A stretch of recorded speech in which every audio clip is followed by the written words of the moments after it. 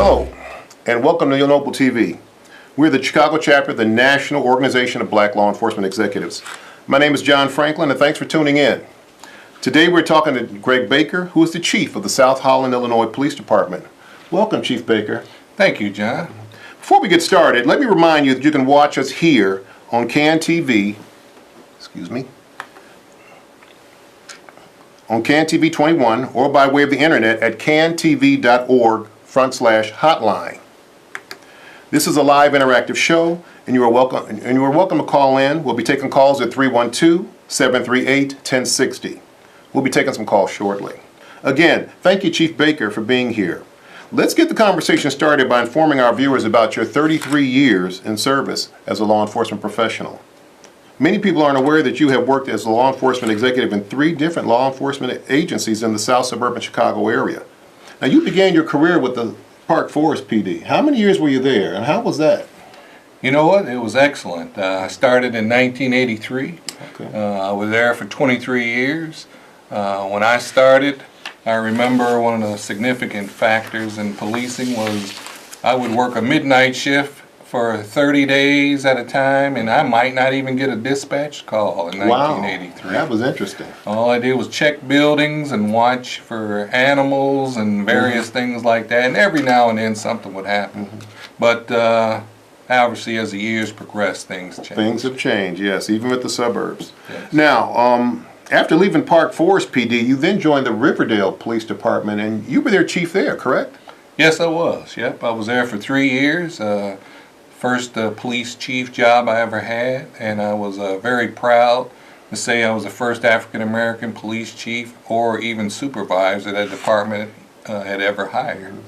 Now, what was that like? That was a lot different from Park Forest being in Riverdale, wasn't it? Definitely a lot different. Park Forest more of a true suburban community. Yeah. Riverdale abuts the boundaries of the city of Chicago, so we had a lot more city type of crime that would occur in Riverdale. Right. Now, after you left the Riverdale Police Department, you then took over the helm of the South Holland Police Department in 2009, where you've been ever since. How's that been? Well, it's been really a blessing. I was fortunate to be asked to join that department. The motto in South Holland is faith, family, and future. We believe in our Christian faith. We believe in taking care of our families, and we plan for the future. And so it's a very progressive department.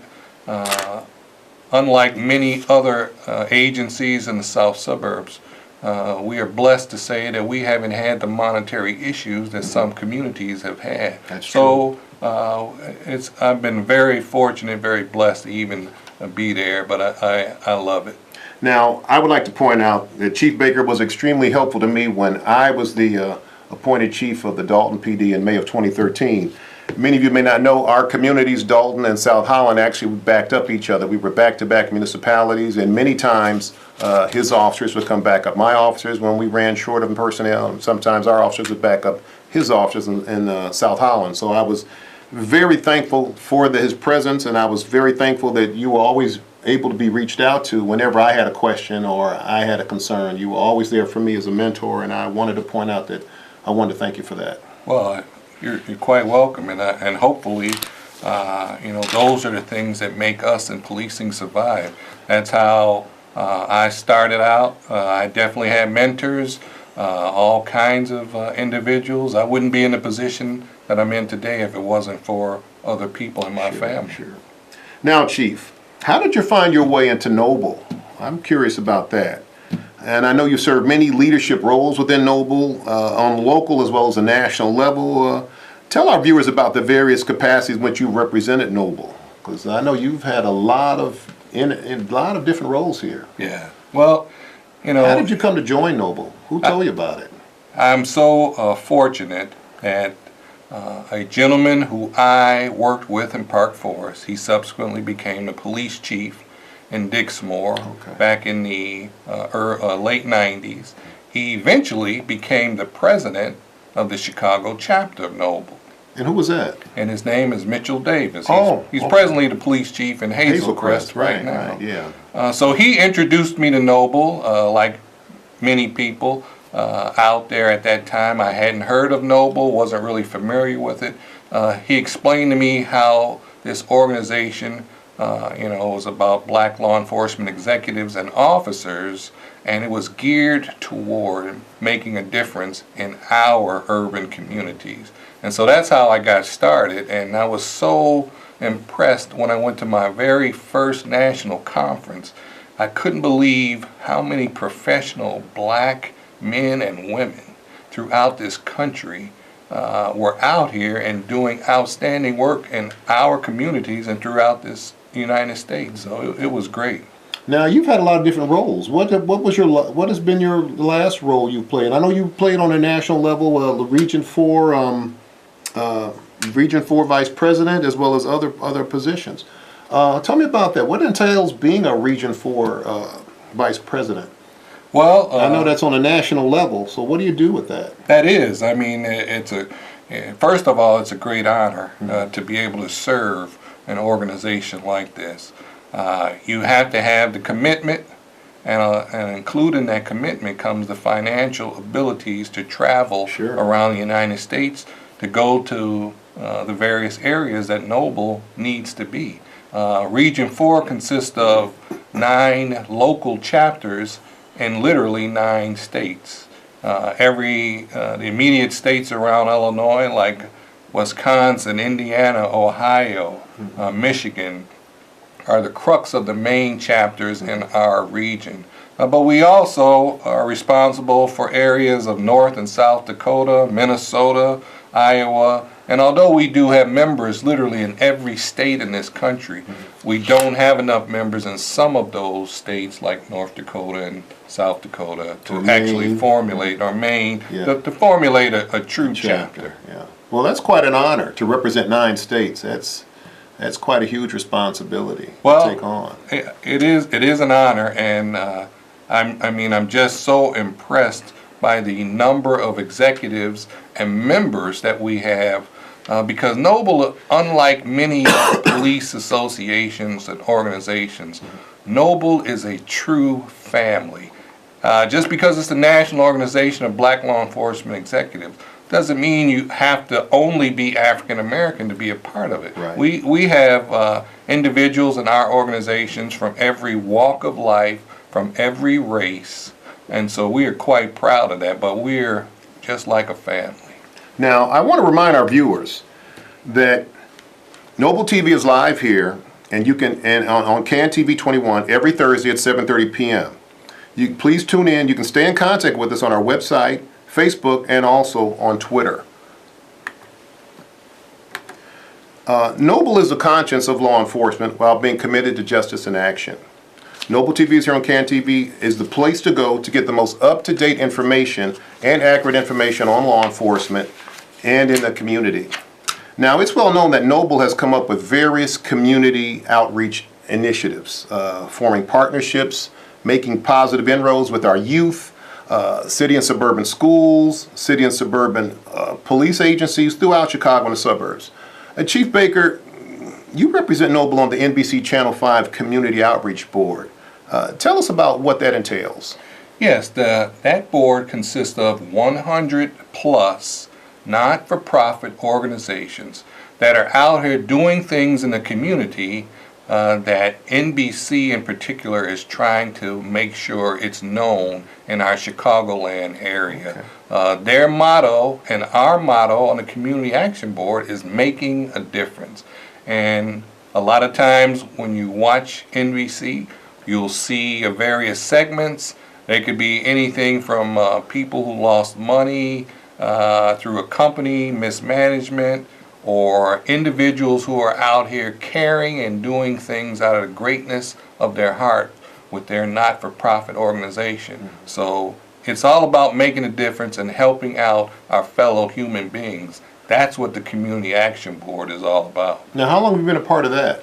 How long has Noble been a part of that? Well, Noble has been a part of it for the last 2 years, and I'm proud to say there are 2 representatives that we have from Noble, myself and Chief Mitchell Davis of the Hazel Crest Police Department, and we, out of all of the organizations that they have. We are the only law enforcement professionals that are on this board. So as you can imagine, with the various things that is occurring throughout our city and out our world, we get a lot of attention, a lot of questions posed about law enforcement.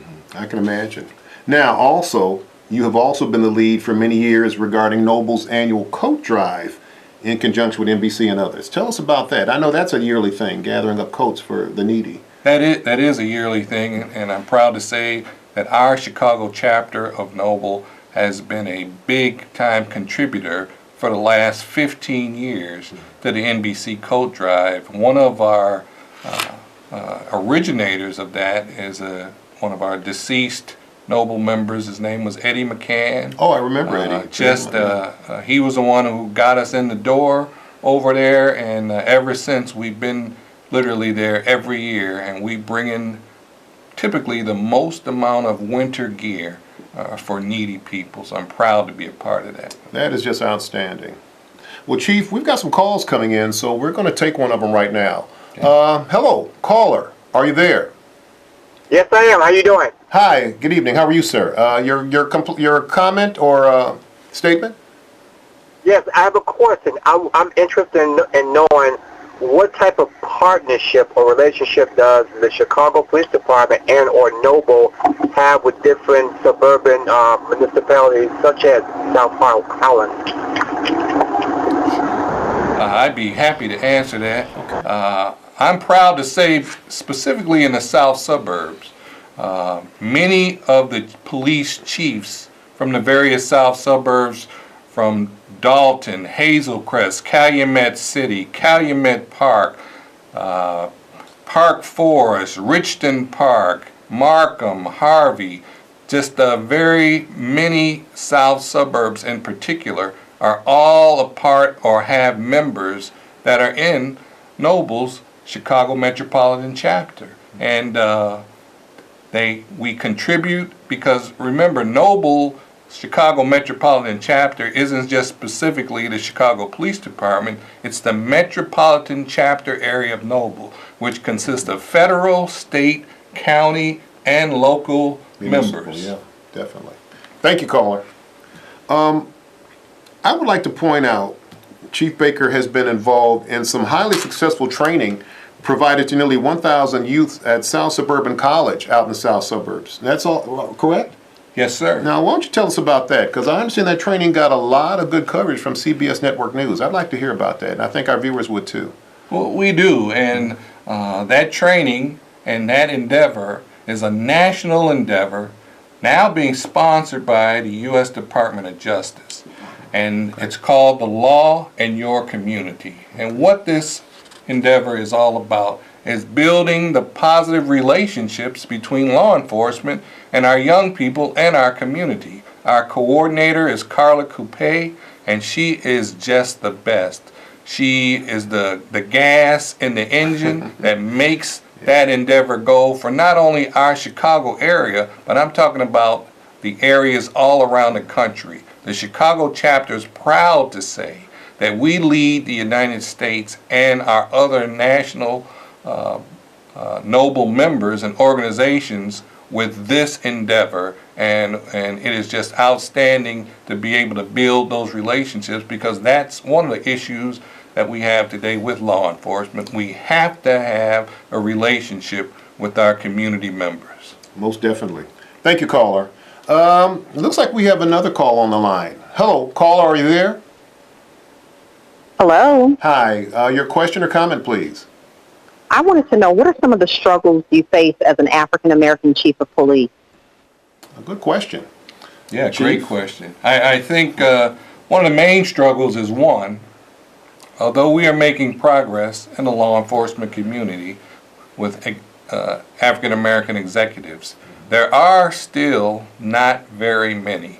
I go to meetings, I'm on associations and things of this nature, and many times I run across people like myself who are either the first African-American chief or first African-American supervisor for an agency. So first, there's not a lot. The other issues are we still need to have a better understanding of our community and law enforcement. And what I mean by that is this: there are still some members of the law enforcement community that don't understand the various issues with the race factor and urban crime. Definitely. And bridging that gap is something that's very important.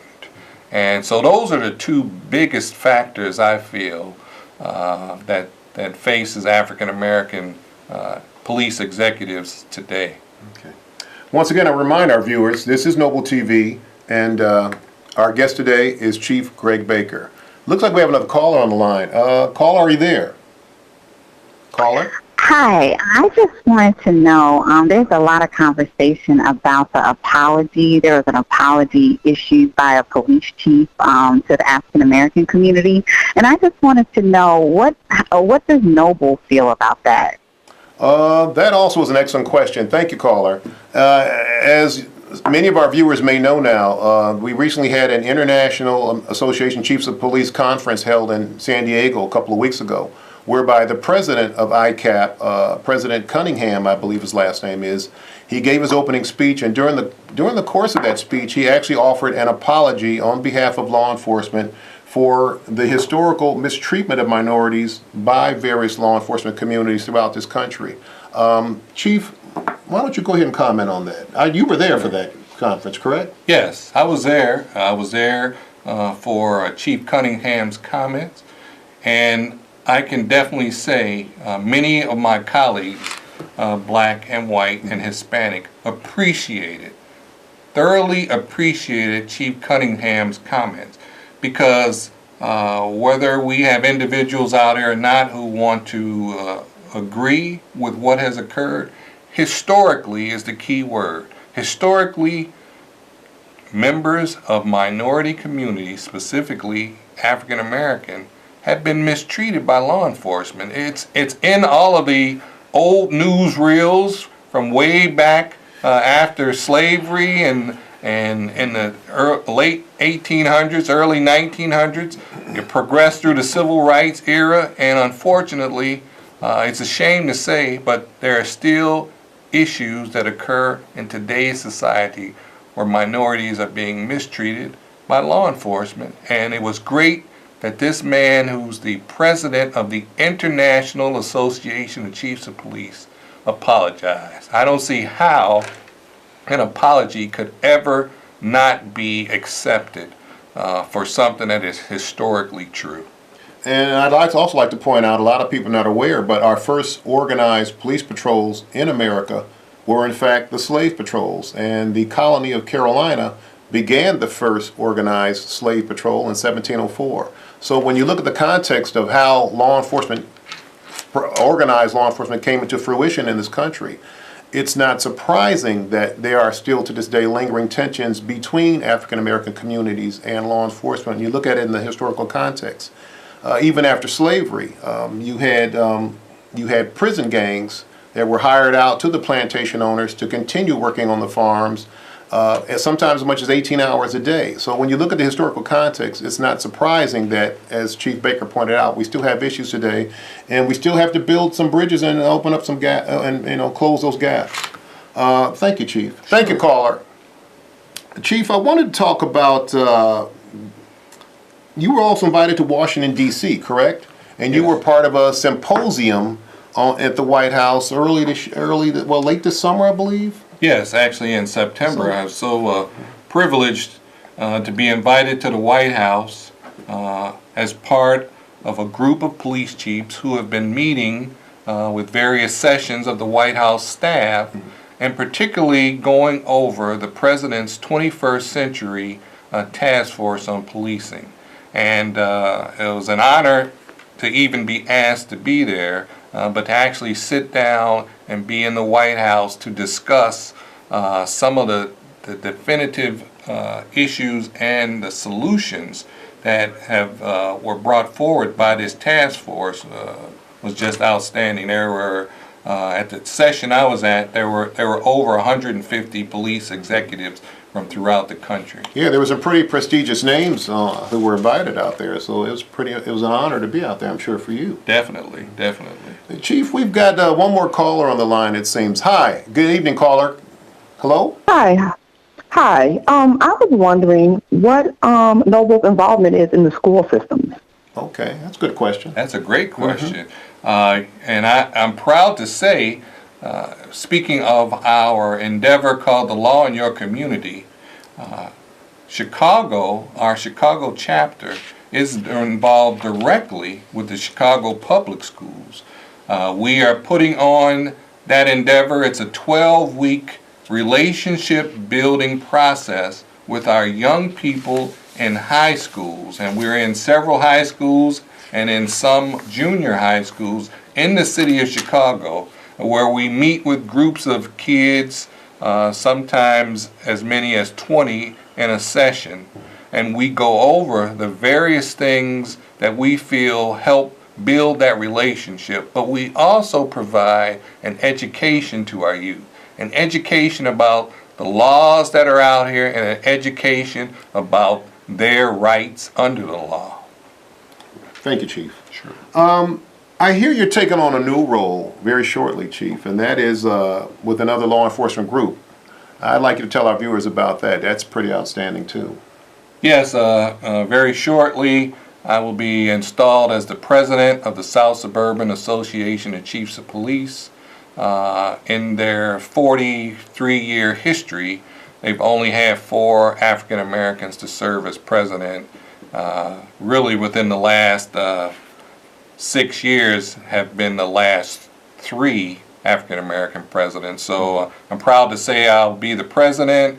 I'm looking forward to working with the over 60 communities in the south suburbs and our federal partners and our state and county partners, and still trying to make a difference for us as law enforcement and these communities, so that we can help solve crime, help continue to build that relationship that we've been lacking with the people in our respective communities, to show them that there might be a few bad cops out there, but 99.9% of police officers are there in the community. They do care, they do make a difference, and they are trying hard. Well, Chief, I just want to congratulate you. That's quite an honor to take over as the head of South Suburban Chiefs of Police. Well, thank you. How does South Suburban Chiefs of Police help and assist member agencies in the South Suburbs? I know you've got the South Suburban Major Crimes Task Force, which helps with investigating major crimes. You also have the CERT team, which is the South Suburban version of a SWAT team, which, tell us about that. Yeah, we, in order to survive in the South Suburbs, the suburbs consist of many small communities. So when things, horrible crimes like homicides occur, or burglary crews, or armed robberies, or just even overall training of our officers, we have to bond together. We have to get together and work together, because if we don't work together, we can't literally do certain things just by ourselves. So we have a SWAT team, and it's called the South Suburban Emergency Response Team, and it's headed by Chief Demetrius Cook of the Glenwood Police Department. I mean, we have the Major Crimes Task Force that's headed by Chief Tim McCarthy of the Orland Park Police Department. We have training entities with NEMERT throughout our agencies. NEMERT is another big agency that helps reduce cost training for agencies throughout the Chicagoland area. So we have to work together in order to be successful, to really make a difference in our communities. And the South Suburban Chiefs helps facilitate a lot of these organizations, a lot of these agencies, and they actually put on training, because we have police experts throughout these communities that can help. Most definitely. Help us all out. It appears we have one more caller. Hello, caller, are you there? Caller?